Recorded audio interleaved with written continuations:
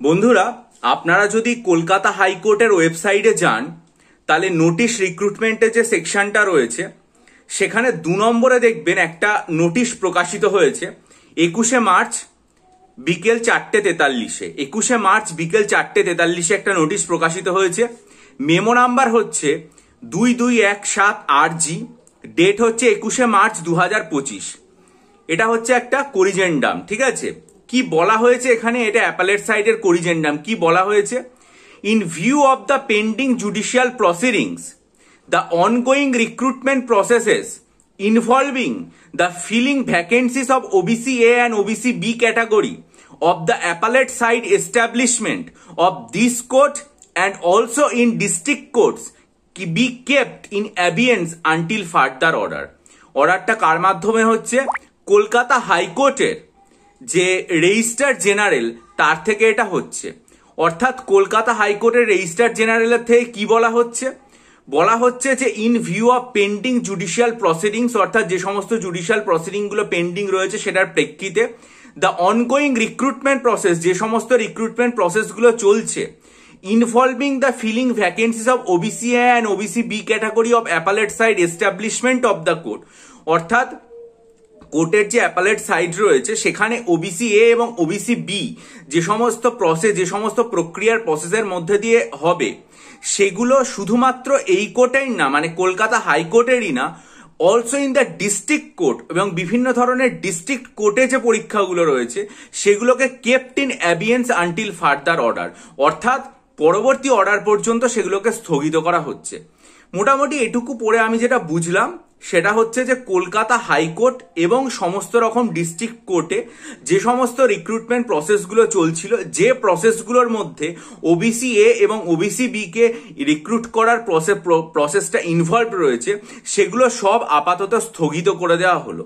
এইটুকুই আমি বুঝলাম, ঠিক আছে। আবার আপনারা যদি এই যে রিক্রুটমেন্ট প্রসেসটা রয়েছে সেটাতে বিকেলবেলা 5:59 নাগাদ আর একটা প্রকাশিত হয়েছে, হ্যাঁ, যেটা মানে যেটাও একটা করিজেন্ডাম, হ্যাঁ, সেখানেও কি বলা হচ্ছে আমি একবার অর্ডারটা আপনাদের সামনে দেখিয়ে দিতে চাইবো। সেটাতেও আর কি মানে যে জিনিসটা তুলে ধরা হচ্ছে সেটা হচ্ছে যে connection with the employment notice, ঠিক আছে। তা কানেকশন উইথ দ্য এমপ্লয়মেন্ট নোটিশে কি বলা হচ্ছে, সেটাও একটা করিজেন্ডাম।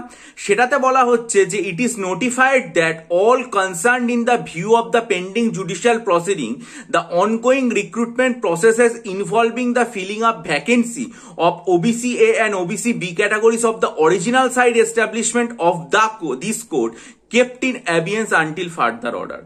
অর্থাৎ এই যে নোটিফাই করা হচ্ছে যে যেসব জুডিশিয়াল প্রসিডিংস রয়েছে যেটা পেন্ডিং, সেটার জন্য এই কোর্টের যে সমস্ত অরিজিনাল রিক্রুটমেন্ট প্রসেস, এই অরিজিনাল বলছি অনগোয়িং রিক্রুটমেন্ট প্রসেস রয়েছে, যে প্রসেসটা ইনক্লুড করছে কাকে, OBC A এবং OBC B ক্যাটাগরি যার মধ্যে যুক্ত আছে, সেগুলো সব বর্তমানে স্থগিত করে দেওয়া হচ্ছে। এটাও আপনারা প্রত্যেকে কলকাতা হাইকোর্টের ওয়েবসাইট, ক্যালকাটা হাইকোর্টের ওয়েবসাইটে যাবেন এবং সেখানে গিয়ে আপনারা রিক্রুটমেন্টের যে নোটিশ সেকশনটা রয়েছে সেখানে যাবেন।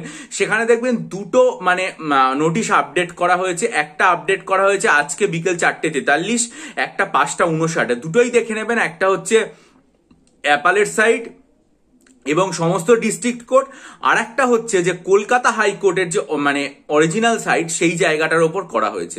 এটা দেখে নেবেন এবং প্রত্যেকটা জায়গাতে এই যে কথাটা সেটা খুব সুস্পষ্টভাবে বলে দেওয়া হয়েছে, সেটা হচ্ছে যে OBC A এবং OBC B এই ভ্যাকেন্সি দুটো ফিল আপ করার জন্য বা এই সমস্ত রকম ভ্যাকেন্সি ফিল আপের জন্য যে সমস্ত রিক্রুটমেন্ট প্রসেসগুলো রয়েছে সেগুলো আপাতত স্থগিত করে দেওয়া হলো, ঠিক আছে, আনটিল ফার্দার অর্ডার। এটা খুবই আর কি মানে দুঃখজনক, খুব খারাপ লাগলো। অর্থাৎ যার থেকে মোটামুটি বোঝা যাচ্ছে যে সমস্ত রকম কোর্ট রিলেটেড, সেটা হাইকোর্ট বা ডিস্ট্রিক্ট কোর্ট হোক, তার সমস্ত প্রক্রিয়া যেটা স্থগিত হয়ে গেল। যাই হোক, এটা খুব মর্মান্তিক এবং দুঃখজনক, কিন্তু খবরটা আমি পেলাম ওয়েবসাইটে, আপনারা চেক করে নেবেন, তাই আপনাদের দিলাম।